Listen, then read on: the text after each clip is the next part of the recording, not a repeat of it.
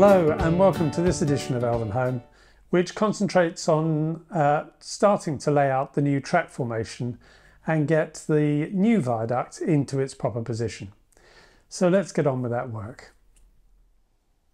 Having completed the viaduct apart from the downpipes, which I'll show you a bit later in the video, it's time to get on with relaying the track. And so I've now printed off again the track plan from Modelu Pro, which shows me the new formation for the curve around here and onto the viaduct, which will be going around here. So what I'm going to be doing is starting to lift everything that is in this area to some extent. The reforming of the track is fairly straightforward. When I was using Modelu Pro, in order to get the angles right, because of the way that Modelu Pro works, I chopped each of the curves to be a quarter of a circle and be the right length for each of those. So although the Modelu Pro looks as though they are set track pieces, this is all flexi track. It's just that I've chopped them up into each one to be an eighth of a circle. So it looks as though they're separate pieces that are being put together. In the process of setting up for this video, I've had, I think, a eureka moment. I was looking at this view here, just to see whether this is where I would start, and I saw where I had quite serendipitously placed this gas holder, and I rather like it there.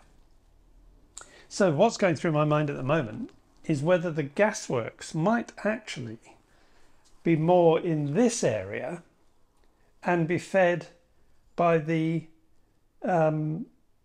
railway.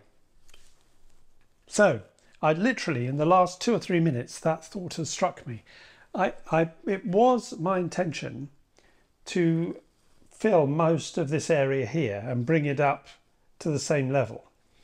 And I think I am still going to do that. It is still my intention to have a canal going through, which one of the Metcalfe industrial units that I originally intended to have on here might make a reappearance. So as you can probably tell, I'm thinking as I'm speaking to you, this is a very difficult thing to do. So I shall stop doing one of them, which is speaking to you. But the first thing I want to do is to clear this area here, and then I can think a bit more about what may be a change for the town design, but not a change to having the canal coming through and the new canal and the new viaduct. So I'll come back when I've cleared all this area and before I start work on the track, I think. Slight change of plan of the order of in which I'm going to do things. As you can see, I'm well advanced now in beginning to take up what was there before. Quite a few things have disappeared. I've found this actually really therapeutic. This is, and I do need to remember this is the first layout that I've ever built properly. And there's stuff that you learn as you go along. And I realised that I'd got myself into a complete dead end with the whole area around here. And that when I was making changes, I was always adapting because a particular thing was there.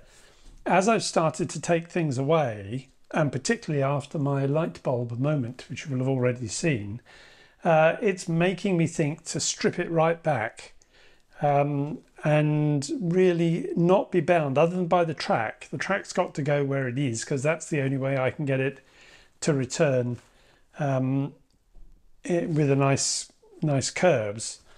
And I've just built the viaduct, which I really want there. But I'm really beginning to, in my mind, to completely rethink how this whole area might look.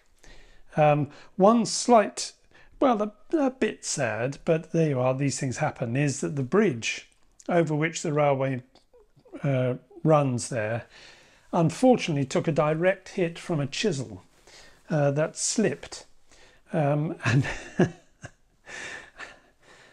to its serious injury, as they say in the Scottish criminal courts. So I'm going to have to replace that. I'm going to have to rebuild that. And there again, maybe the whole of that area is going to look different too. But that's something else that's fizzing in my brain. In the moment, I'm thoroughly enjoying taking this section apart whilst I just start to cudgel in my brains how I might relay the whole of this area. But what that will mean is that the next time you see this, this will have been lifted. I think what I'm going to do is I'll pick the track up, move it out the way, completely clear this whole area right the way down through, and then we can start back in, knowing where the track's going to be, working out how this is all going to look and be laid out and what's going to go where. So I'll come back once I've done a bit of thinking, probably in a few days' time, and we'll see where we've got to. Earlier in the video, I mentioned the creation of the downpipes using the Modelu detailing that I showed you in the last video. And as you will see, I have completed that work. I didn't do it on camera because these are very tiddy things, and frankly my head would have been in the way of most of any, if assuming I could actually get any kind of shot, my head would have been in the way. So what I'm going to do now, I took some still photographs as we went through, is just talk you through how I went about putting these together. The first image that you'll see up here is just the basic tools, which was nothing more than super glue, a cocktail stick and a pair of tweezers. I don't show the tweezers, but I'm sure you know what tweezers look like.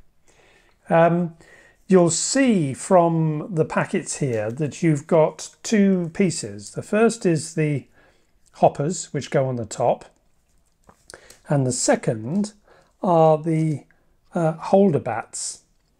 Now this is really good because this is a blown up image. These things are tiny, but you'll see that at the back of the holder bats there is the two little protrusions, which must be where they're screwed into the wall, and those have to lie flat against the surface.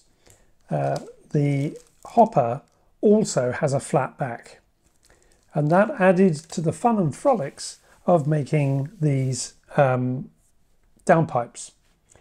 The other problem that I did encounter was what size was the hole here.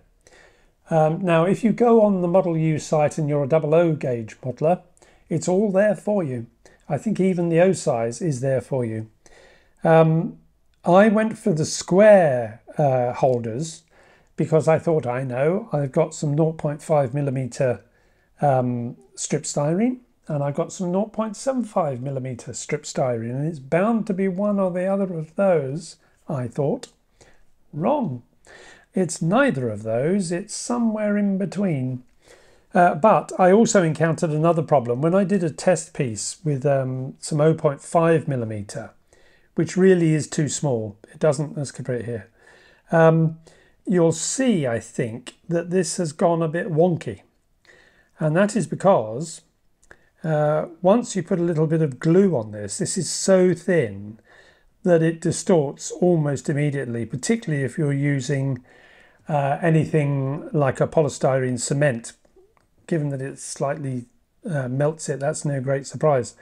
So I very quickly gave up on using strip styrene, because you can't get strip styrene between 0.5mm and 0.75mm.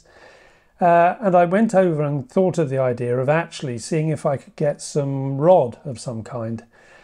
The first thing I turned to, given that 0.75mm was too big and 0.5mm was too small, was some 0.6mm nickel wire, I think.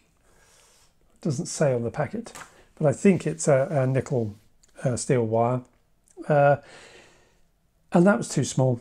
So then I found from a modelling website, I'll put a link in the bottom, because again it was a very useful, it's not specifically for model railways, but it is a very useful site for getting items that you might need for modelling. And I got some of, if I bring this in and get it into camera, nickel silver rod, 5 pieces, 0.7 millimeters. This, would you believe, is tiny bit too small. So I know that the hole in this thing is somewhere between 0.7 and 0.75 millimeters. But the 0.7 millimeters worked a treat. So the way I found to do it, first of all, the best way to start was to put a dab of glue on the top of the nickel silver rod. I knew how tall they needed to be, so I cut all my rods that length first of all. And then I fitted the hopper to the top and let that dry, so that was firmly in place before I started the fun part, which was fitting on 3 of the holder bats to each downpipe. And you'll see in this image that there is one already made up there. That was my control, which was the first one I made up, and I measured out where each of the holder blats I wanted them to be, and that was the one against which all the subsequent holder blats were made. Once I had completed this group of 5, so I did them in sort of batches, because it was much easier doing that than doing them one at a time. It was then a case of removing the holder bats from the base on which they come. They come in a set of 20. They clip off really very easily. As a closer look at the completed holder bats, you'll see there's 20 of them on each of those, and that came off really quite easily. And then it was a case of threading them onto the nickel silver. The easiest way I found to do that actually was to have them on the table and insert the nickel silver into them, and they nearly always caused them to flick upwards, and it was close enough to being the right size that they then stayed. So that gave me the 3. But as you'll see here, if you look closely, you can see the what would be the screw holes on the back of each holder blat are in different positions. So the next job was to move them into being the same position. Now this is one about halfway through, because the one at the bottom is not in its right position, but it was compared against the control to make sure that it was broadly the same, so that when they're sitting up on the model, they're all broadly in the same sort of position. And then getting them so that they're lying flat, and here you can see the process of actually doing that, turning them so that they're all in their right position. After which, the next thing to do was to put them into a bit of glue, touching each one gently with a little bit of super glue, and just allowing capillary action to do the rest. And that gave me what you see in front of you now, which is the 12 to, well, yes, there are 12, good, that will adorn the viaduct. Now, you will notice that they are silver, and I was toying with the idea of painting these all black, but earlier I put one of these up against the side of the viaduct, and I'm not sure whether I'm going to paint them, because of course the nickel silver picks the colour up of the railings above. So I'm not going to rush to fit these on just yet. If I did paint them, I would paint them all the same colour, because I am not going to try and paint these fixings or detailing around without trying to get paint on the nickel silver. But that is those completed.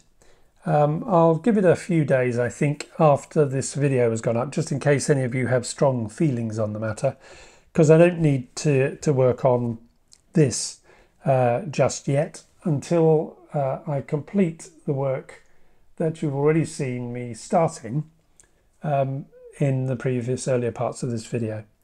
So that completes this bit. Let's move on now and see how I've been getting on in relaying the track.